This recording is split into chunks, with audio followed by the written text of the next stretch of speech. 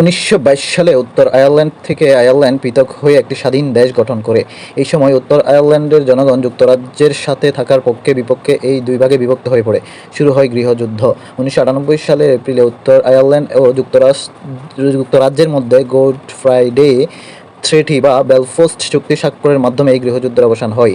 জাতিসংঘের বর্তমান মহাসচিব অ্যান্থনিও গুতেরেস 2017 সাল থেকে নবম মহাসচিব হিসেবে দায়িত্ব পালন করছেন। তিনি ইউরোপীয় দেশ পর্তুগালের নাগরিক। তিনি পর্তুগালের 14তম প্রেসিডেন্ট ছিলেন এবং ইউএনএচসিআর এর চেয়ারম্যানও ছিলেন। বসনিয়া সংকট। বসনিয়া যুদ্ধের অবসানের জন্য 1995 সালে 21শে নভেম্বর যুক্তরাষ্ট্রের ওরিও রাজ্যের ডেটন শহরে ডেটন চুক্তি বা প্যারিস প্রোটোকল বা ডেটন-প্যারিস চুক্তির বিষয় নির্ধারিত হয়।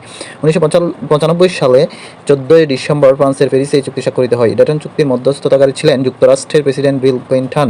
পক্ষসমূহ ছিল বসনিয়া ও হার্জেগোভিনা, মন্টেনিগ্রো, সার্বিয়া ও ক্রোয়েশিয়া। যুক্তরাষ্ট্রের প্রেসিডেন্ট আব্রাহাম লিঙ্কন 1809 সালে জন্ম, 1865 সালে মৃত্যু। মার্কিন রাষ্ট্রের ষোড়শ প্রেসিডেন্ট ছিলেন 1861 থেকে 65 সাল পর্যন্ত। দাসপ্রথাকে কেন্দ্র করে 1863 সালে 1 থেকে 3 জুলাই পেনসিলভেনিয়ার গেটিসবার্গে এক রক্তক্ষয়ী যুদ্ধ হয়, অর্থাৎ গৃহযুদ্ধ। এই যুদ্ধে প্রায় 8,000 লোক নিহত হয়। তিনি এই যুদ্ধে বন্ধের নিমিত্তে 1863 সালে যুক্তরাষ্ট্র থেকে দাসপ্রথা বিলুপ্তি ঘোষণা করেন।